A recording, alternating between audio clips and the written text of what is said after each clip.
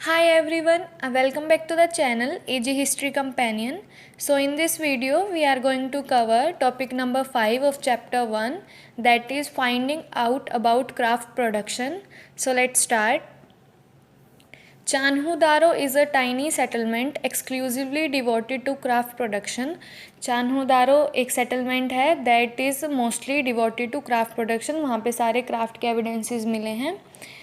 It includes bead making, shell cutting, metal working, seal making and weight making. और उसमें क्या क्या include होता है? Bead making, shell cutting, metal working होता है, seal making and weight making. तो इसको याद करने का मेथड, पहले मेकिंग वाले याद कर लो. Bead making, seal making, wet making, तीन चीज़ें making. Then shell cutting, shell को कट करके शेप वगैरह देना. And then metal working. तो ये 5 चीज़ें होंगी.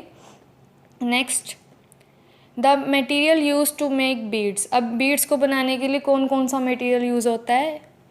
Stone like carnelian. सबसे पहले स्टोन, और स्टोन में क्या क्या वेराइटीज़ हैं? Like carnelian. कार्नेलियन मतलब एक रेड कलर का ब्यूटीफुल सा स्टोन होता है, that is known as carnelian. उसके बाद jasper, crystal, quartz and steatite. तो स्टोन कौन कौन से हैं? Carnelian, jasper, crystal, quartz and steatite. Then metal. अब मेटल से भी बीड्स बनती हैं. तो metal copper, bronze and gold. Copper, bronze and gold. और कुछ और अदर मटेरियल जैसे शेल, फाइन्स एंड टेराकोटा. तो 5 मटेरियल हो गए. सबसे पहले स्टोन. स्टोन में वेराइटीज़ क्या क्या है? Carnelian, jasper, crystal, quartz and steatite. Metal में कॉपर, ब्रोंज एंड गोल्ड. और शेल, फाइन्स और टेराकोटा से भी बीड्स बनती हैं.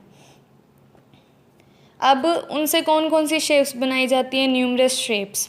तो disc shaped, cylindrical shaped, spherical, barrel shaped and segmented. तो ये 5 टाइप की शेप्स में मोस्टली मिली हैं. जैसे disc shaped, cylindrical shaped, spherical, barrel shaped and segmented. उसके बाद इसमें बुक में भी मेंशन किया गया है कि जो कुछ बीड्स होती है ना, वो 2 या 2 से ज़्यादा स्टोन्स की भी बनी होती है. मतलब उसको आपस में सीमेंटेड कर देते हैं, मतलब चिपका देते हैं, सीमेंटेड टुगेदर. और उसमें से कुछ स्टोन के ऊपर गोल्ड कैप्स भी लगी होती हैं. तो कई बार बीड्स 2 या 2 से ज़्यादा स्टोन्स की भी बनी होती है, उनको सीमेंट कर देते हैं. उसके बाद डेकोरेशन. उनकी डेकोरेशन कैसे की जाती थी? सम वर डेकोरेटेड बाय इंसीजिंग और पेंटिंग. पेंटिंग करके डेकोरेट की जाती थी, या some had designs etched on to them. या कई बार डिज़ाइंस उनमें एच्ड कर दिए जाते थे. नेक्स्ट, टेक्निक्स कौन कौन सी होती हैं जिससे बीड्स वगैरह बनाई जाती है? तो देखो, अभी हमने लास्ट में मटेरियल पढ़ा कि मटेरियल अलग अलग होते हैं. स्टोन्स होते हैं, मेटल हो गए, शेल, फाइन्स और टेराकोटा हो गए. तो अगर मटेरियल अलग होता तो उनको बनाने के लिए टेक्निक्स भी चेंज हो जाती हैं. तो जो कुछ मटेरियल्स हैं, पहले स्टीटाइट से बीड्स बनती हैं. तो स्टीटाइट का पाउडर वगैरह बना के उसकी पेस्ट बना लेते हैं. फिर पेस्ट से जो बीड्स हैं उसकी शेप वगैरह मोल्ड कर देते हैं. फिर उससे वो अलग अलग शेप्स बना देते हैं, जैसे ज्योमेट्रिकल फॉर्म्स वगैरह होगी. उसके बाद कार्नेलियन. वैसे कार्नेलियन अभी हमने पढ़ा कि वो एक रेड कलर का स्टोन होता है. लेकिन उसका रेड कलर क्यों होता है? तो आर्कियोलॉजिस्ट ने पता लगाया कि उसका रेड कलर क्यों होता है.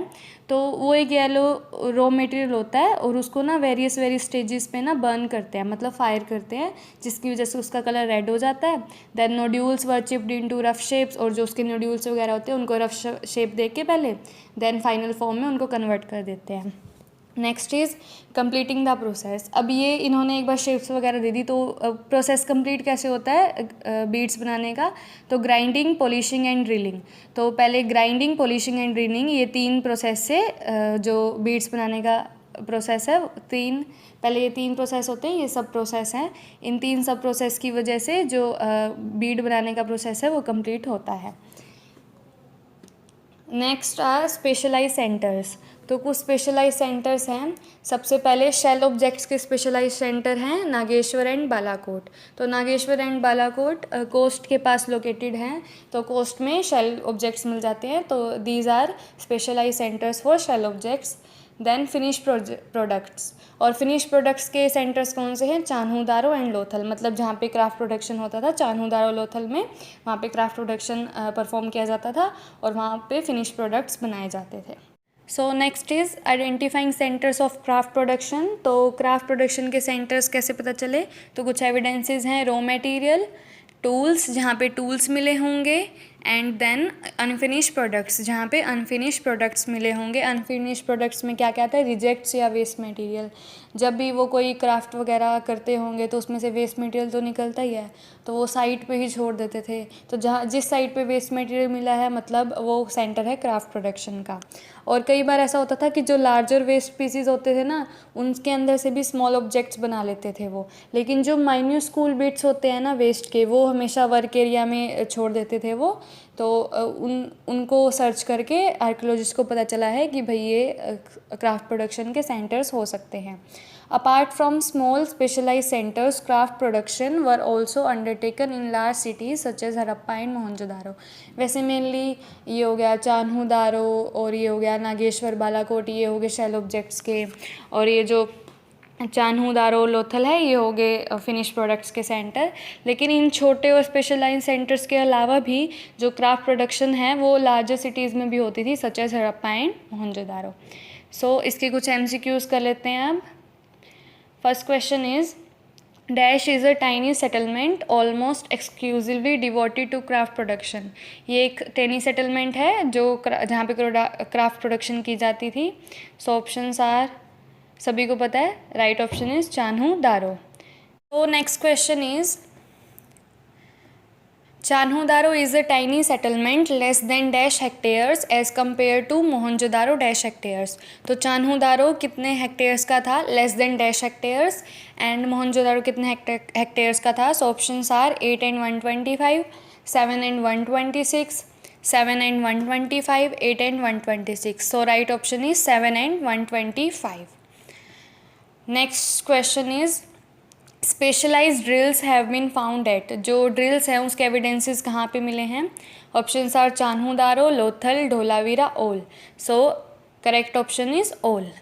Next question is specialize centers for making shell objects near the coast. Specialize centers जो जहाँ पे शेल ऑब्जेक्ट्स बनाए जाते थे नियर द कोस्ट। तो options are Nageshwar, Balakot, both and none.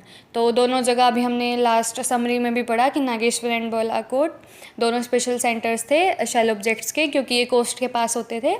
So correct option is both. Next question is evidences to identify centres of craft production. तो कौन से एविडेंसेस जिनकी हेल्प से हमने क्राफ्ट प्रोडक्शन के सेंटर्स को आइडेंटिफाई किया। So options are raw material, tools, unfinished objects, all. So अभी हमने ये स्लाइड्स में पढ़ा, तो correct option is all. Next question is dash is one of the best indicator of craft work. तो क्राफ्ट वर्क का best indicator क्या है। Options are raw material, waste, both and none. So mostly students both करके आते हैं मुझे पता है, लेकिन इसका करेक्ट ऑप्शन है waste. Waste is the one of the best indicator of craft work. तो क्राफ्ट वर्क का बेस्ट इंडिकेटर क्या है, वेस्ट। तो वेस्ट से पता चलता है कि यहाँ क्राफ्ट प्रोडक्शन हुआ है, क्योंकि जहाँ पे वेस्ट पड़े हुए मिलते हैं तो पता चल जाता है कि यहाँ उन्होंने क्राफ्ट प्रोडक्शन किया होगा और वह उसी चीज़ से वेस्ट निकला है और वो यहाँ पे साइट्स पे है। Next question is identify the picture. Picture को आइडेंटिफाई करो। तो ये मैंने पिक्चर बेस्ड क्वेश्चंस में भी करवाए थे कि ये एक टूल है एंड ये बीड्स हैं। तो tools, a tool and beads. Next question is identify the picture. तो ये पोट्स हैं, तो पोइट्री। नेक्स्ट इज ये देखो, ये एक फिगर है, तो लेकिन ये किस चीज़ की बनी है, टेराकोटा की। So this is a terracotta figurine. तो ये किसकी फिगर है, अ टेराकोटा फिगराइन।